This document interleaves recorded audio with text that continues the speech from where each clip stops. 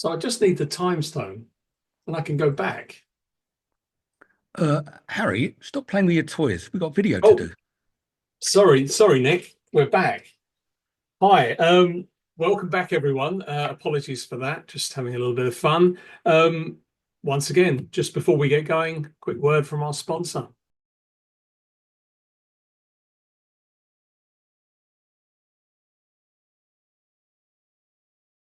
Okay, so welcome back, everyone. Right, quick updates. Quick updates, I think, as needed. So from our last recording, where we were sort of thinking about that kind of cliffhanger moment at the end, wondering where we were going and what's happened since then. Well, yesterday we had a relatively tame CPI number, but to be honest, inflation isn't really the story at the moment, is it? It did cause the S&P to have a little bit of a recovery and the triple Qs as well, Nasdaq there. So yeah, relatively low numbers as far as expectations, a little bit of a bounce in the market, but we're not out of the woods yet. And again, it's not really about inflation at the moment. There's a lot of external noise. There's a lot of obviously talk of tariffs, tariff arguments going back and forward, talk about what's happening with Ukraine and Russia, ongoing situations at the moment. So we're certainly not out of the woods, so to speak. But one thing I think we'll say, and it was something that I think we were kind of alluding to in our previous session. We were talking about that the market is technically kind of a little bit oversold. I don't like to use the term too much, but technically a little bit oversold. S&P 500, that's 3 ATRs away from the mean, 3 standard deviations away from the mean as well. So normally it's ripe for some kind of slight recovery. I'm not saying again that we're off to the races again and we're going to meet new highs, but certainly we could have a slight lift. The other thing we've been noticing is rotation out of some of the defensive sectors into sort of more of the growthy areas, particularly things like tech, which fortunately has kind of helped a couple of my positions out nicely. One of those positions, and this is why I got Nick on the line, because for the first time in my life, I've taken a position in IBIT. So obviously the BitCoin tracker there. And Nick, I just wanted to get your kind of thoughts on that. Well, my thoughts are, let's hope you're not the kiss of death on the crypto sector now. But The reverse yeah, that's indicator. my first reaction. Pretty frightening, I must say. But and I assume it was a bullish position, was it? It was a Yes. yes, indeed. Yeah, why not? Yeah, Okay, I've taken out. so do you want an update then? Charty update. Oh, Absolutely. chart Absolutely. update it is. Then allow me to share my screen. So just to put it into perspective again, right, where this is all coming from. Significant low around November 2022. And where was that coming from? That was coming from a very deep sell-off from, I think it was around 70,000 or thereabouts in November 21, as everyone started to get scared and the crypto winter started and so on and so forth. But when we found that low and we started to make our first five-wave move up, which is really what you want to see, in order to signify a key low or a break of a trend line or whatever you might want to use. The technique that I adopt at that point is to say, okay, how far can this thing go? Now, I was looking for a new high, but how high was my expected new high? And the target that I put is up here, target rally. And the way that I do that is using reverse Fibonacci. So I take this length and then I sort of multiply that by the Fibonacci ratios 1.236, 1.382. So the likely target, obviously, if we start to break 78%, which is the key level for the rally, but if we're going to go somewhere, I kind of say that at least we're going to get to this target zone. Where was that target zone at that time? So this was sort of mid 2023 now where I'm looking at this. I said it was going to be 98,000 to 122,000. So already at that stage, I was looking for kind of the 90s. And I think at the time, I said to one of my clients that probably around 95, I'd be looking to exit because I wasn't too sure at the time whether or not how far. And, we still had this very unhelpful SEC against crypto. We had unhelpful administration. So there wasn't really much to entice institutional demand. But obviously, as we started to rally and there was a change in new sheriff in town, things started to look a little bit better. So you might want to say that the chances of where we might go ultimately might be at the upper end of that range, yeah, or even a little bit higher. So what am I looking for? I see this whole movement here as still in one wave. I don't see any correction, along that path, which basically says, oh, we've now broken out of that range and then we've got a significant high. And that's the most important thing for me is, have we got significant higher or have we not? And at the moment, I'm still of the view that we don't have a sort of super significant high. And given the cycles thing that I showed at the last video, which a few of you I know quite liked, the implication is that we're going to get another rally, right? So sometime end of March to June, we'll get another move higher in risk markets because, our view is that Bitcoin is the canary in the coal mine at the moment for risk on. It's risk on for Nasdaq, it's risk on for S&P, it's risk on for credit spreads. So if the markets don't want risk, and you'll probably see it here first. At least that's kind of the thought process. So that's why we spend a little bit more time on Bitcoin, or at least I do. So what is going on here in this particular chart? So I've drawn a parallel channel here. You can see these dotted lines surrounding, and they are marked at the point sort of wave one and wave two. If we go down through the bottom of this thing, then, it's almost certainly game over and much deeper retracement down towards 50,000, thereabouts. And where would I really want this thing to hold? I'd ideally want this thing to hold at the center line. That's exactly where we are right now. So at the moment, it's still plausible for me that, we've got some kind of higher, but not necessarily the higher for a much, much bigger move. Okay, so that's just to give you kind of the perspective. And you can see here, so I've got the target rally marked here, and I've also got a target zone for where the correction should be. And we went a little bit below that sort of target zone for a correction. So I'm now going to switch instruments so that I can show you on something which updates sort of intraday. I hope this is the right one. Probably not, but never mind. I think it's the same count, yes. Still plausible. Right. So what am I looking for here? I'm looking at this high, not necessarily as I said, the high, as a wave three.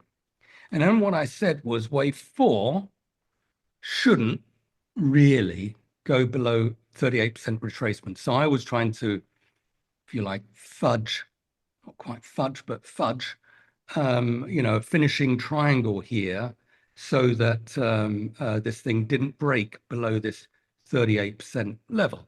It's not a disaster if it goes below it, but you don't really want to see it if you're bullish, because then you're really grasping at straws as to where the next level will hold.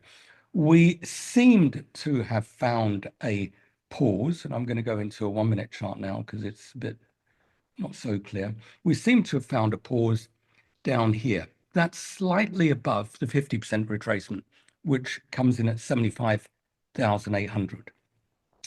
And the important thing is, I wanted to see 5 waves up from there, which we did see in this sort of diagonal triangle form. So we saw 5 waves up.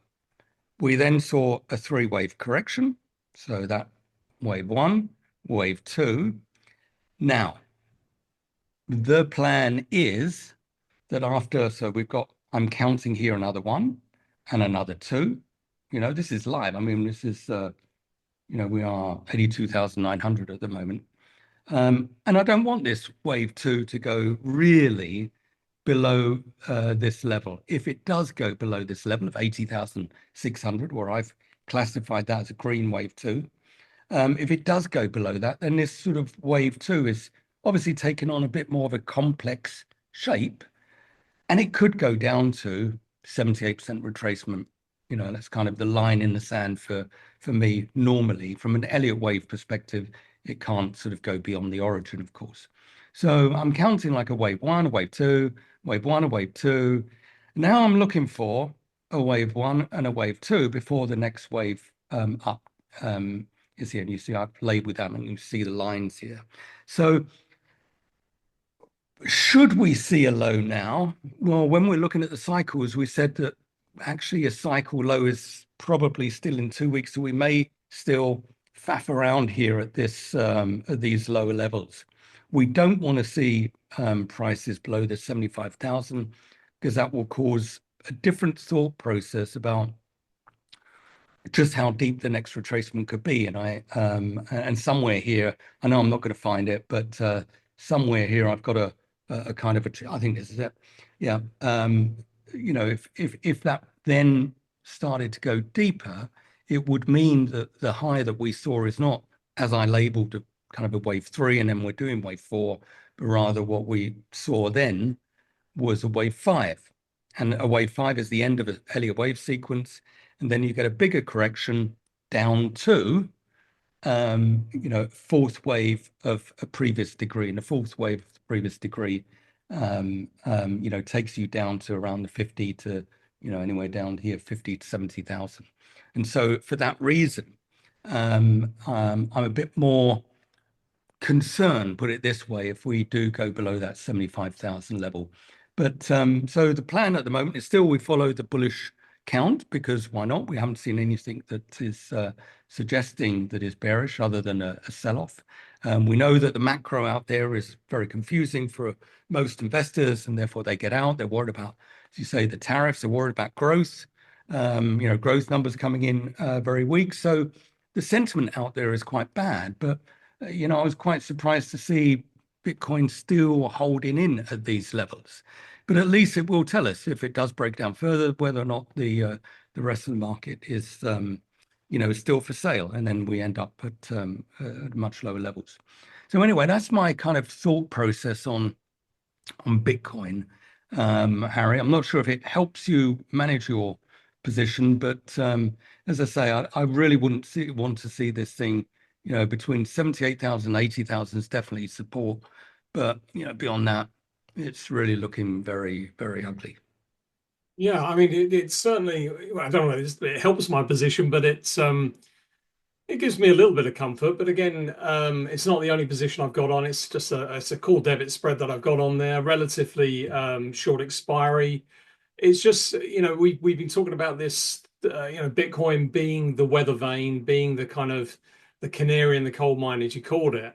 And I'm really just kind of testing the water there, just dipping my toes in, not in any massive way, but just kind of dipping my toes in, because again we saw this sort of sector rotation going on yesterday, which is kind of going in the same thought process as me. We're still definitely much in a risk off environment. Looking at the fear and greed index, it's still showing extreme fear. But that's often the time when you can see this kind of slight bottoming out as people just get too obsessed with what's going on out there. And, you never know what's around the corner. So that's the reason why I did that. Now, um, again, looking at these markets, technically looking oversold again, are they going to remain oversold? Are they going to remain, sort of this depressed, or are they going to find just a little bit? So yeah, that position was mainly to kind of dip my toes in the water and test whether what I was thinking was going to be right. But of course, we can't see into the future.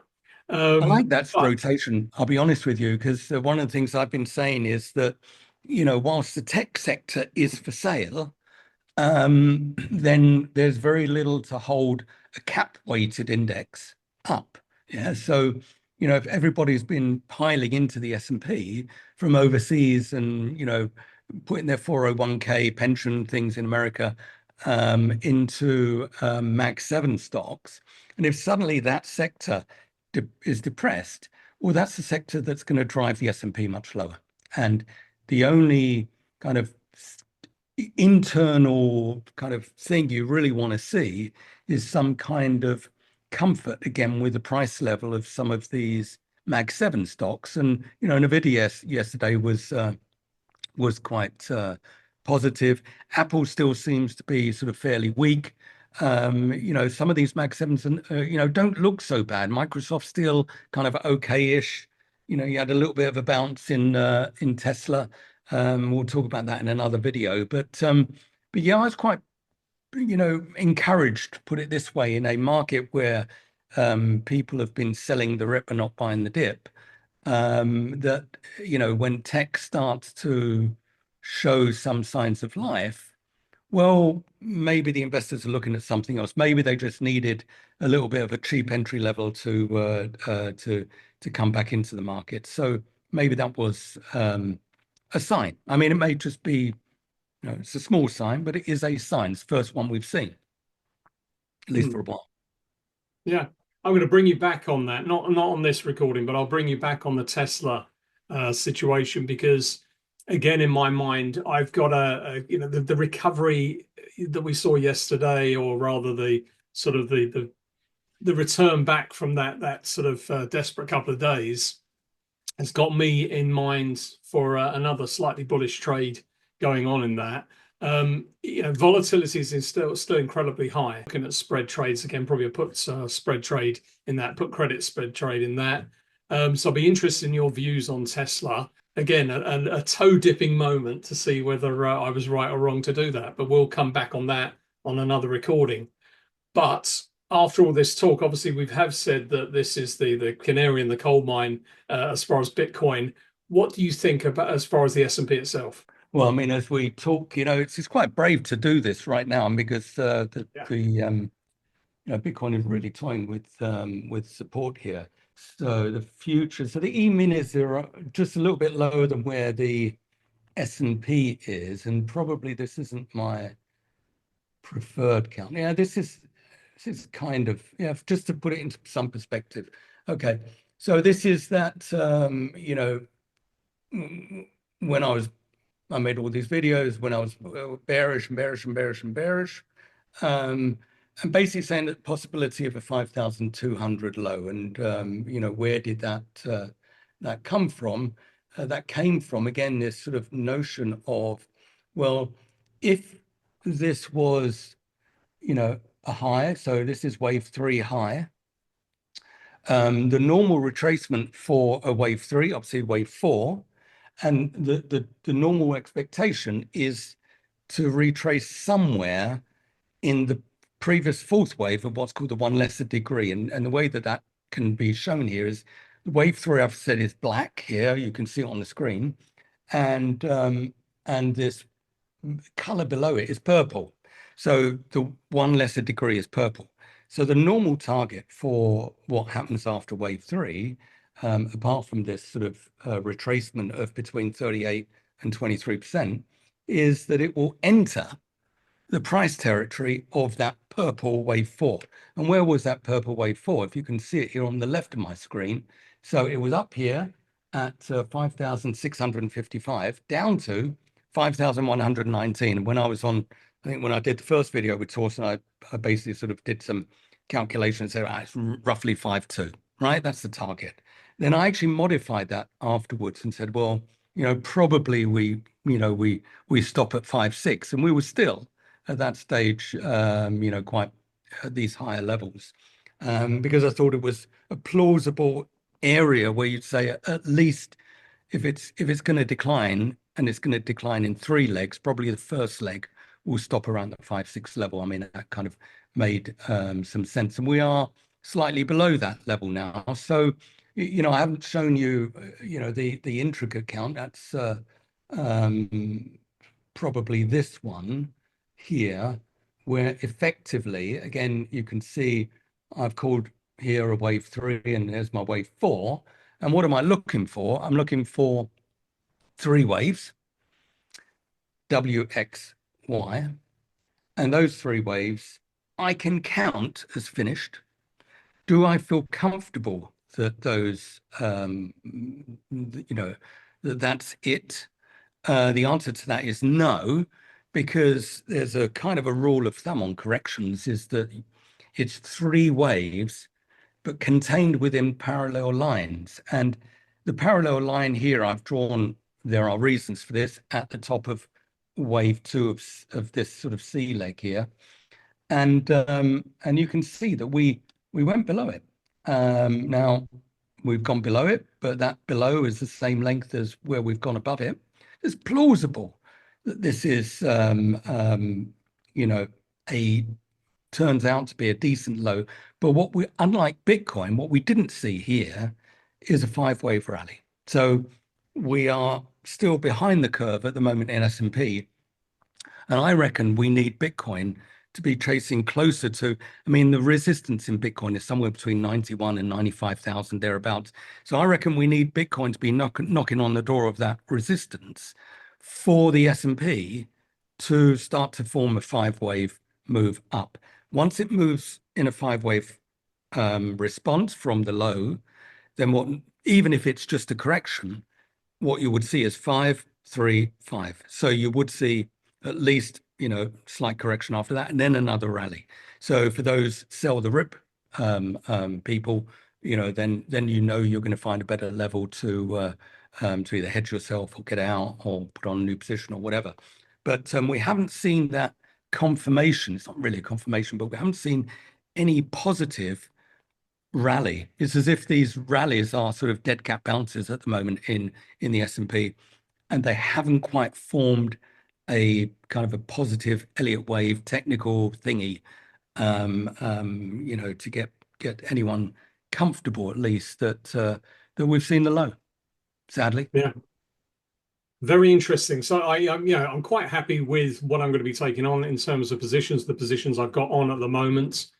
We will come back, obviously, with further recordings, just as we update with what's going on here, because, the waters are still very, very murky. But I really want to test my opinions on this rather than just talk about it, as many like to do and go, oh, it's all, I always like to, when I see these comments coming out on the likes of X and LinkedIn, and I always want to ask the question, like, okay, where's your position? What position are you taking on here?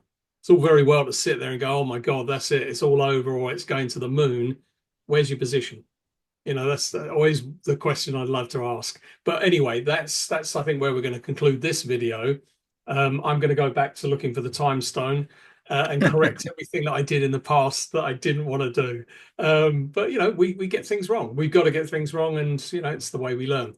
But we will be back, Nick, when we, in terms of other recordings, particularly on seeing how this all pans out, how the Mag 7s play out, and how Yeah, I the think sector that's right. rotation perhaps continues. Yeah, indeed. Mag 7, I think, needs an update, but we have to see some positive kind of story for the S&P. But I did like the NVIDIA move. It was a good sign. And I did like the rotation into tech. I think that's the takeaway I've got at the moment, that you're not quite seeing it in price action, but I think you're certainly seeing it in the, in some of the key underlying movements in the market. Yeah, interesting. So we will be back. So thank you. Hope you've enjoyed this video. Please like and subscribe. And we'll be giving you some more content very, very shortly. So thank you very much for joining us. And I'll see you soon, Nick. Good luck with your IBIT. Thank you.